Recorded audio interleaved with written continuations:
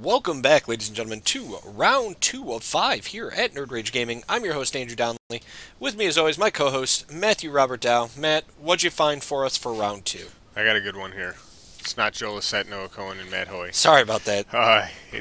Nor is it Alan Newhouse anymore. There it is. There we go. That's what it is for you, baby. Justin Brickman on the right. He's playing Jeskai tokens, not Justin tokens. Not but, Justin. I mean, Jeskai if he wins enough with it, we could start calling it Justin tokens. We could call it Justin tokens. Dan Cardenas, our hero, he has chosen to join the dark side. What?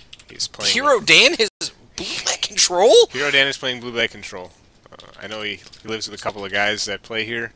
I feel like they put the decks in like a big jar, a bucket, and then they all just like blindly took a deck out. Okay. That's kind of what this feels like. Sure.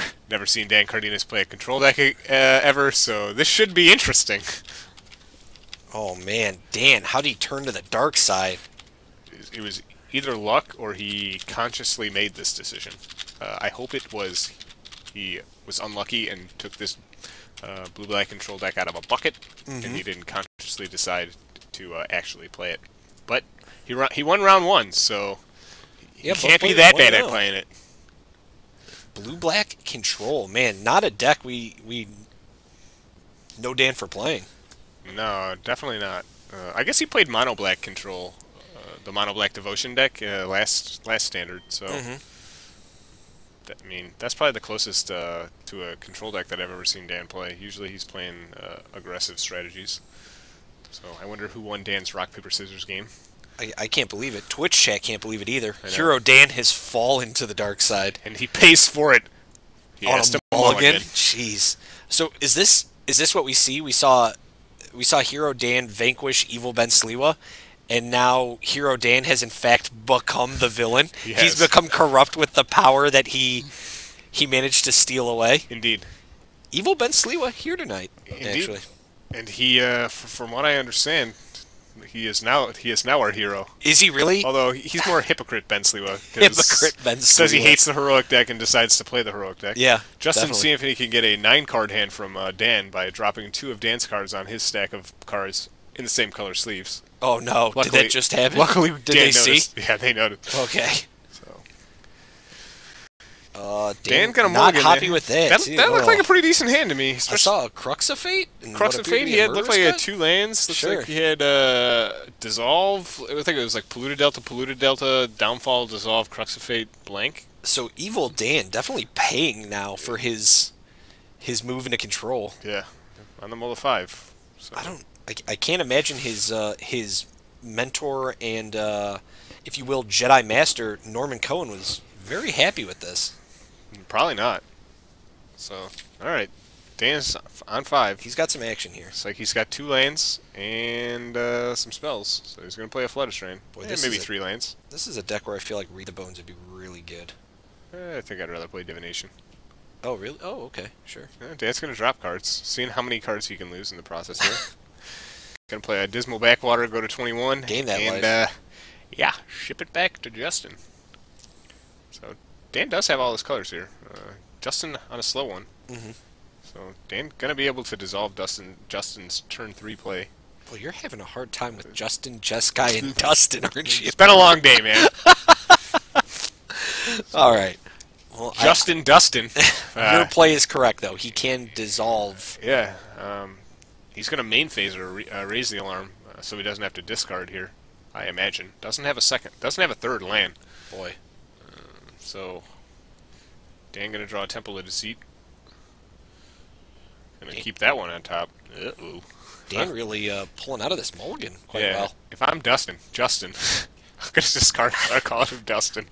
I don't like Dan snap keeping something on the top of my deck when I'm stuck on 2 lands here. Yeah, but we're gonna battle with some 1/1 soldiers. Here they come. See if they. So. Dan gonna drop to 19 after the attack. Justin gonna play another raising alarm. Man, if Dan's got a Bioblade on top Yeah, of his this deck, is very dangerous. I'm wondering why he decided. Well, just Dan, gonna you keep another snapped downfall. a hero's downfall. Yes. What is he? I don't know about that. Why would he snap keep that up there? I don't know. What are you worried about? I don't know. But Justin gonna attack for 4, put down to Dan to 15. Yeah, I don't like that. I don't think Downfall is actually very good in this matchup. So, as you can see, yeah, not very good against 1-1s. I mean, had that been a BioBlade, things would be completely different. Great, yeah. There's another dig through time, so boy, that's not what we're looking for. Dan probably right now wishing he could Hero's Downfall on land. There's a Seeker of the way, so it's at least something. It's a Justin going to attack in for 4, put Dan to 11. I think he's probably going to... No, he's going to Downfall 1. Sure. Right. Yeah, dude. You got it, man. Now I'm just going to play the Seeker, which you could have dissolved, but you didn't. So. I mean, maybe that's not wrong. He's trying to prolong his life, I guess, to some degree. So, how many turns do we have before we can dig through time? Well, we're at 6 mana right now, so we have 2 more turns. So we either cast 2 more spells or hit 2 more land drops. But I guess we can fetch all of our lands, our fetch lands. And then provide ourselves with the way to delve dig through time. So we can delve dig through time here, but we're going to take 2 damage to do it, and we're on the hook here for 5. Yep, so you're not wrong. Justin going to sit in the tank here. Yeah, I mean, those are the right ones to attack with if he's going to convoke Stoke the Flames, which he is. I have to believe he will. Yeah. Alright. I just take 3. Sure, dude. Go to 9. Dan's going to snap that dissolve, I'm assuming, as soon as he sees the Stoke. Yeah. Justin's just going to Stoke main phase here. Dan's going to dissolve. Should fetch first, obviously. Well, I don't know. So obvious now. But choosing to preserve his life total. Going to dissolve the Stoke, but still going to take 4. I think... Oh. Man. He could... If he has Murderous Cut... I was about to say, does he not? Can he not... Alright, so... Slight misplay there by Dan. He just wasted a scry. Yeah. People do this all the time, and it's really frustrating. Mm-hmm. They sequence their like scry effects and fetch lands just so awfully, and like lose a fair amount of percentage points, I think, by doing it. Mm-hmm. You need to fetch and then scry. Correct. You're just completely wasting scry. So Dan just played cancel. Yes, yeah, and that's what we're talking about. For those just tuning in, the sequencing of Dan dissolving a spell, and then instead of fetching in response to his dissolve, he just went ahead and wasted the scry opportunity. And it's something if you watch like good players do, mm-hmm. they fetch and then scry. Like watch Jim Davis play a control deck. Yeah, he dissolves with it on the stack. He fetches. Yes, yeah, all the time. I mean, I've watched Mr. Joe Lissette of Team NRG play Miracles a whole bunch, and that man does a bunch of tricky stuff with top and fetching and Miracles triggers and fetching. So, just going to attack Dan down to 6 here. Dan going to go back up to 8 off of a Radiant Fountain. Dan needs to find an answer to these 3/3s. Justin found a Jeskai Ascendancy. Justin gonna attack in for 3. Our dig through time is way out of reach now, huh? Yeah, I think we have like just a Murderous Cut. So, Justin gonna play a Hordling Alpers. If I'm Dan, I'm just gonna... I think we could still dig. I think we have Murderous Cut.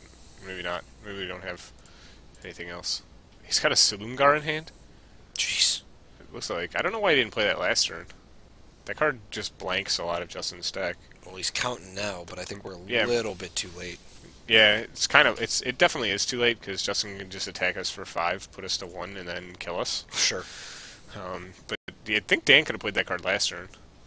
So... Super strong card against this deck, too. Oh, yeah. I mean, just beastly. It's great. I remember playing against a Jeskai Tokens opponent, and he was angry that the dragon had hexproof. Oh, yeah? Yeah. How are you gonna kill my 7 toughness guy? You're gonna he's like, well, at least I could Valorous stance it. I'm like, oh yeah, that's true. Yeah, well, sorry. He's not wrong, but I'm like, but I have hexproof. Yeah. I'm like, that's the difference. Is I have a 3/7 that has hexproof and kills all your guys. Yeah, right.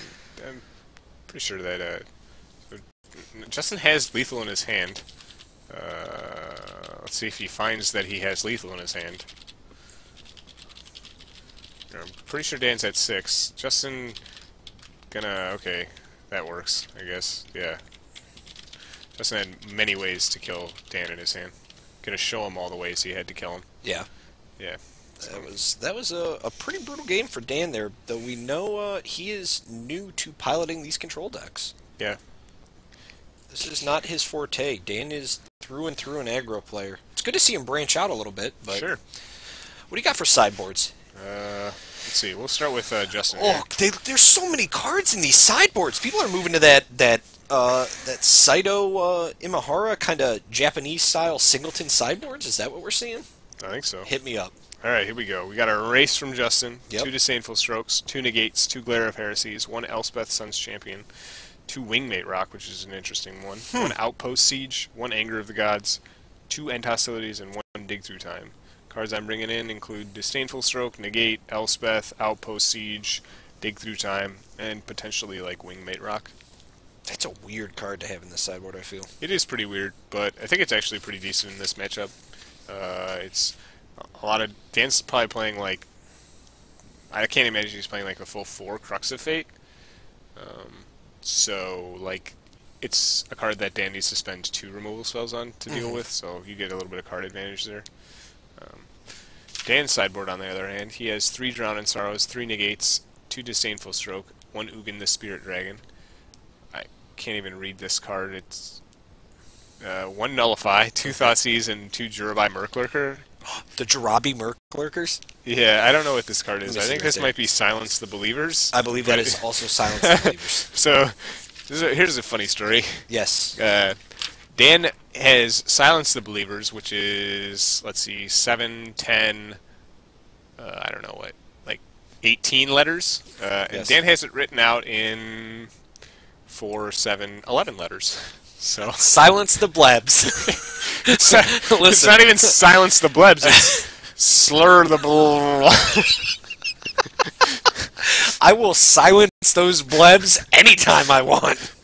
So, Of note, Jurabai, as I took the time to make sure I learned that word, because you got very angry. Jarabi, yeah, what is that? Jurabai. No, first of all, I think I can't remember what I call it. I call them like I can't remember now. Now that I know how to pronounce the word, I can't mispronounce it. Jurabai, Murklurker. Yeah, so cards that are good, I think, are Drown in Sorrow. The Murklurkers? Murklurkers are good. Yeah, they're good. And probably potentially some Negates. Thoughtseize, maybe. I think Thoughtseize is... Actually, I don't know. That's risky business. Downfall is the Stains. Yes. If he's playing Ashiok, also the Stains. Well, if he's playing the Noah Cohen blue-black control, he should have 2 Ashioks, I believe, in the deck. Yeah. I don't know if actually Downfall is the Stains. Thinking about Stormbreath Dragon, that card is kind of a pain. So you might need to keep some of the Downfalls in for that card. But I guess if you're like... Disdainful Strokes could take care of those. But I kind of think Downfall is better than Disdainful Stroke in this matchup. At least you can kill Rabble Master with it. Twitch chat, what do you think? Downfall or Disdainful Stroke? Well, like, we have... I mean, that's not the entire question, but sure. What? It's a... You don't think... well, I mean, it's a pretty good question. So, definitely not Slur the Bull... Silence the Blebs. But next time you guys write that down on your deck red sheet, please put it down as Silence the Blebs. Yeah, if you want to get a game loss, please do that. BLEVS. I'll also accept Silence the Believers. That would work for me. Oh, the Believers. Yeah. Ooh. Not a judge though, so please consult your head judge at your next event if you want to write down Silence the Believers instead of or Slur the Blebs. Or whatever. Slim the Blebs. Yeah.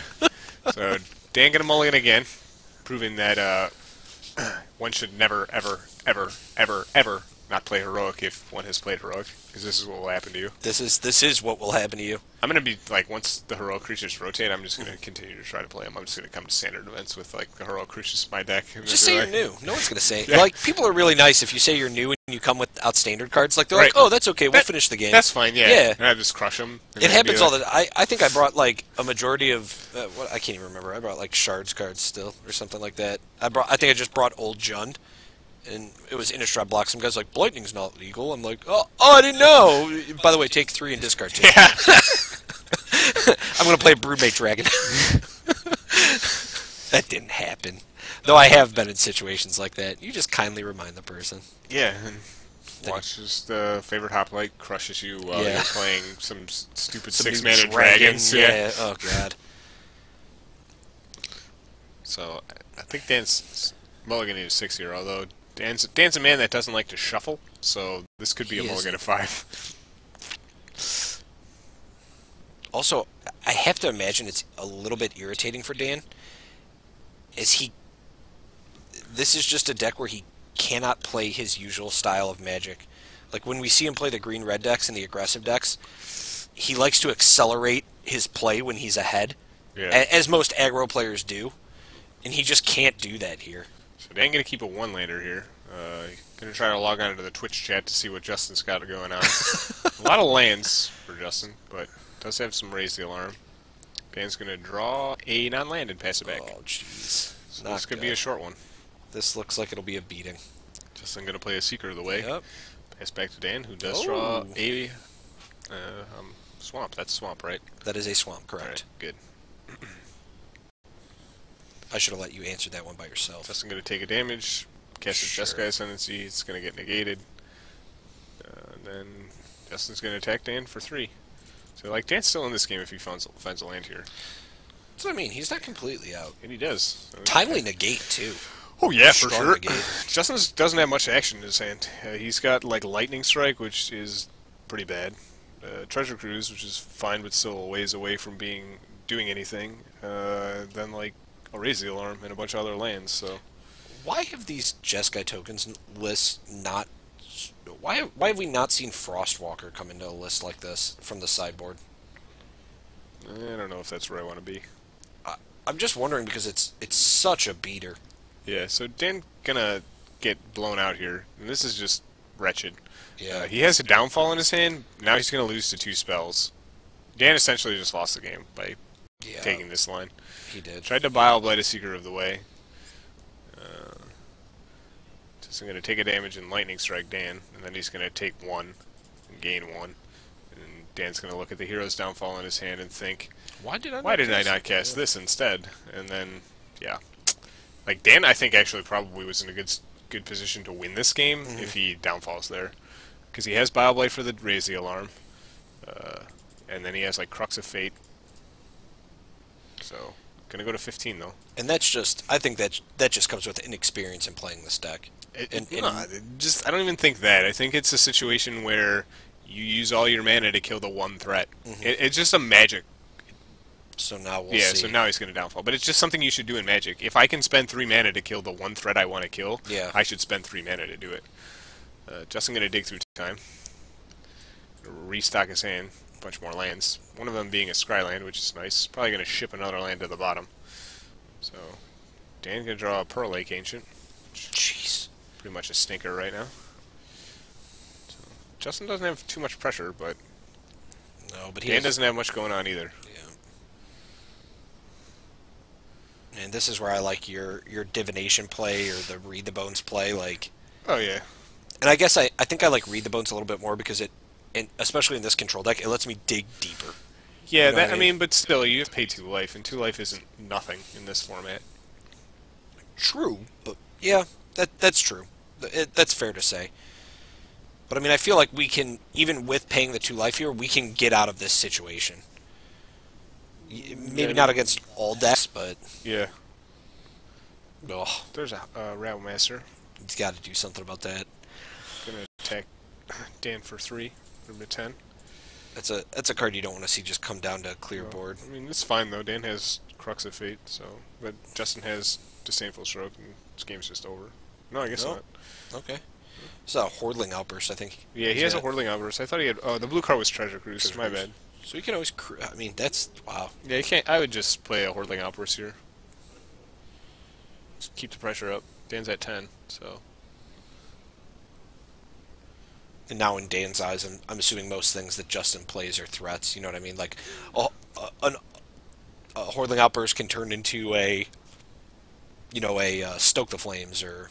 Yeah, and Justin chooses the Treasure Cruiser, which I mean I don't particularly like, but gonna play a Mystic Monastery. So now like he just doesn't have any pressure, and now Dan gains 2 more life. So like he has more cards, but every time you like tap out, and don't put pressure on the board when their opponent's low. Like, Dan could have just resolved, like, Jace's ingenuity. Yeah. And yeah, you drew 3 cards, but so did Dan. And his cards are arguably more... They're not arguably more powerful than yours. They're probably going to be more powerful than yours. So, Justin going to play a Seeker here. Just like, fine, whatever, dude. Play another Seeker. Sure, play a Whirling Outburst. And I'm going to Crux of Fate you. Yep. Like, these would have been good cards last turn. At least one of them. So now we could be attacking. But... yeah, you've let the control deck kind of stoop for too long. Yeah, man, I don't like the, like, trying to out-control the control decks. That just never makes sense to me. Sure. You know, don't play to their game. It didn't make sense during Sphinx's Revelation time. It's not going to make sense now. It made even less sense then. Oh, that was a terrible idea. Yeah, you could never do it. Like, it just didn't work. Did Dan gain another 2? Is that an additional Radiant Fountain? That is not. That's an Evolving Wilds. Okay, just double checking. So he has no play this turn, correct? Oh, he's got an additional Crux of Fate. Never mind. Justin gonna find. He did find a promo Disdainful Stroke, so he's gonna Disdainful Stroke that. Dan now in some serious trouble. Of note, Dan did tap so that he can't Murderous cut anything. He probably could have tapped a little different to bluff that, but now Justin doesn't have to worry about that, and sure enough, he's going to fire off this Lightning Strike because he doesn't care. So Dan's going to go to 9. Justin going to hit him for 6, and if he has another burn spell, it's just going to be over. But he does not. Dan's going to crack. I believe he does. Does Justin have another Treasure Cruise in hand? He doesn't. Oh, no, he has 2 lands and a Seeker. So, I mean, if Dan can find Crux of Fate again, it's been a pretty good position. And if that Crux of Fate had resolved for Dan... oh, he would have been... he would have been golden. Yeah, that would have been really good for him. So, we'll see. No, draws a land. So, pretty sure Dan is just dead here. Is it a land that saves him is the question. It's not. It's a... that sucks. A Polluted Delta, and he has a Pearl Lake Ancient in his hand. So, is there a scenario here? 1, 2, 3, 4, 5, 6, 7. So we... hold on. Ancient is 7, right? Yeah. 1, 2, 3, 4, 5, 6, 7. So we could have played the Ancient that turn? Why? Yep. I was thinking if there was a way we could resolve the Ancient, bounce lands that gain us life, and then play that land again. Well, like, the problem with that is no, because, like, you don't have Pearl Lake Ancient then to block. Right. We're still dead. Yeah. You just die. Yep. So, that's it, baby. The Hero Dan. Yep, Hero Dan. Let this be a lesson to you out there in Twitch land. Don't stop playing Heroic for blue-black, especially for blue-black control. Yeah. If anything, stop playing blue-black control and start playing Heroic. I have to agree with Matt on that. If you know what, if you're a hero to your people, don't abandon your people. Yeah. Don't just stop playing a deck where you're the hero, right, and go to a deck where you're a 0. Who wants to be a 0? No one wants to be a 0. That's what your life total is at right now, Dan. Yeah. It's 0. That's right. That's what happens. You got, I mean, get crushed. To be fair, not the best plays. I mean, that was a... no, there were some... yeah. There's some sketchy... the hero's downfall, I agree with. I think that was a pretty big, glaring play, but do you... and I hate to say misplay when we're talking about players that obviously we've seen on the stream before, but it was a misplay. And do you think that goes on to stand or to speak more about the Magic community as a whole? Because you said you've seen multiple times people, not use their mana every turn, not cast the best possible spell for the situation. Yeah, that's something like that. I mean, Jerry Thompson talked about it. It's just something you have to do. Yeah, you should make it a habit. It's not always correct to use all of your mana. There are times where it is not correct, but in that situation, that was definitely the correct line. Yeah. To take that, especially because it's like a single target spell. You know? Yeah, I agree with you. I think it and plus, having played against Heroic, I feel like Dan kind of understands the value of removal, especially when it's against a card like Favorite Hoplite, which is such an easy card to trick people against, as I believe you did to Norm yesterday, right? Didn't he try to kill one of your favorite Hoplites by pumping a Rakshasa Death Dealer, not understanding that it prevented combat damage? Man, I did so many things against Norm. It was like just like silly? Little like stupid tricks with like sequencing my cards. Sure. and he was just like, I mean, he doesn't play that much, so he doesn't know what's going on, but it was just like a case where people try to get greedy. Yeah. And like I was like, Norm's going to try to get greedy here, and I'm going to blow him out. Sure enough, I blew him out. Like I had a stubborn denial in my hand, but I didn't have any 4-power creature, and I'm like, Norm has a removal spell, so I had to like sequence stuff such that I got to 4 power, and then tried to get Norm